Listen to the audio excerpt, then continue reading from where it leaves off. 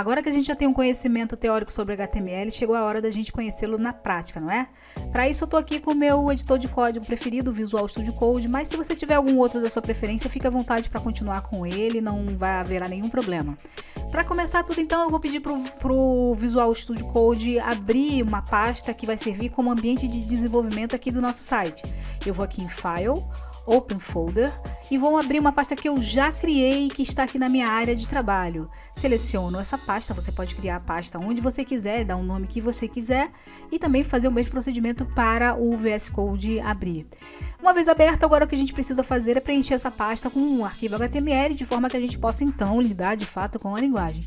O que eu vou fazer aqui é criar um novo arquivo pelo atalho mais rápido, New File, e vou nomear esse artigo aqui, vou nomear como index.html.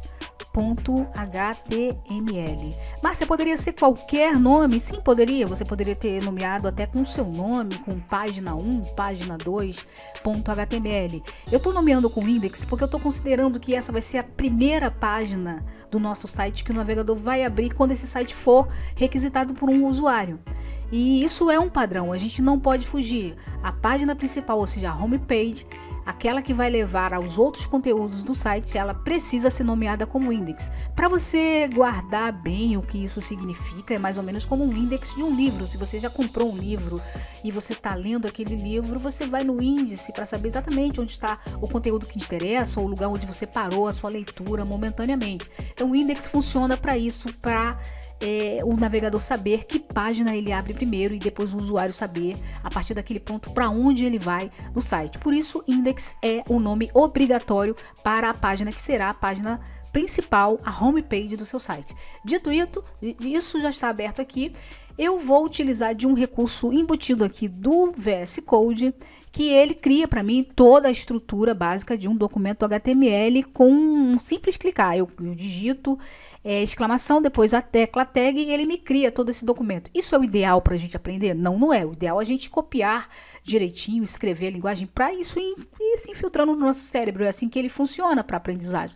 Só que para os propósitos didáticos aqui, para a gente economizar tempo também, eu já coloquei essa forma automática de apresentação, mas não se preocupem que eu vou explicar cada uma desses elementos como se nós estivéssemos escrevendo um a um.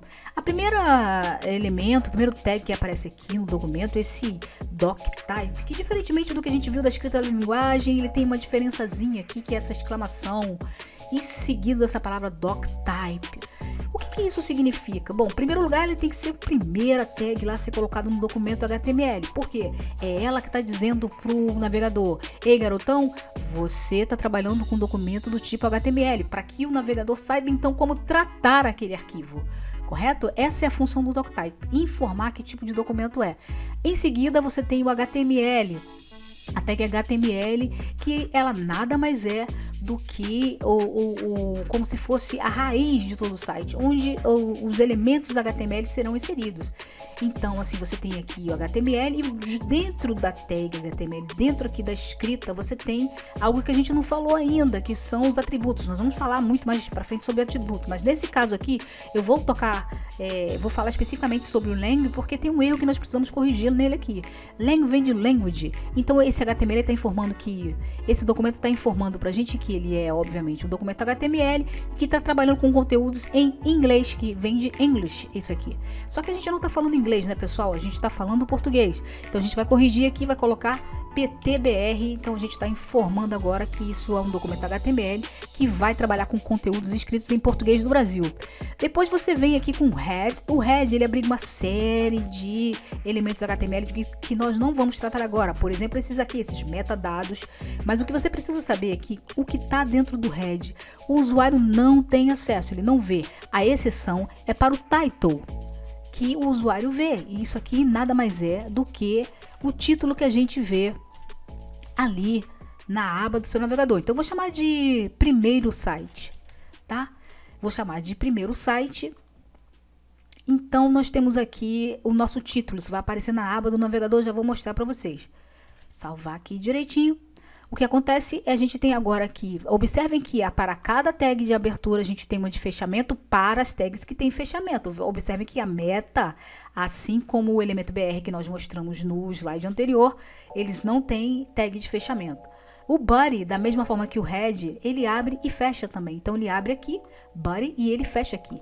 Essa parte toda aqui interna significa que tudo que você colocar aqui dentro, o seu usuário, o visitante do seu site vai saber, vai visualizar. Então pode ser texto, pode ser vídeo, pode ser áudio, pode ser imagens estáticas. Tudo que você colocar dentro do body é aquilo que o usuário vai ter acesso visualmente. Nós vamos falar no próximo vídeo sobre os elementos principais aí que nós colocamos dentro do body para formatar texto, determinar uma área de parágrafo, uma imagem, uma lista. Vamos começar a falar de todos os principais elementos a partir do próximo vídeo. Eu queria muito agora que você, antes aliás de ir para o próximo vídeo, nós vamos abrir aqui, né, o nosso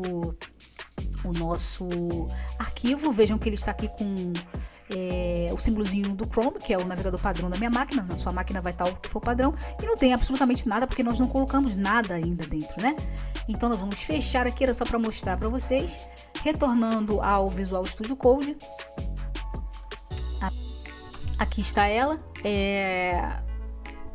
Nós vamos finalizar esse vídeo aqui. Eu gostaria de pedir para vocês, se vocês tiverem gostado desse vídeo, por favor, deixem seu like, se inscrevam e toque ali no sininho para receber as notificações. Mas também, se não tiverem compreendido alguma coisa, me deixem saber.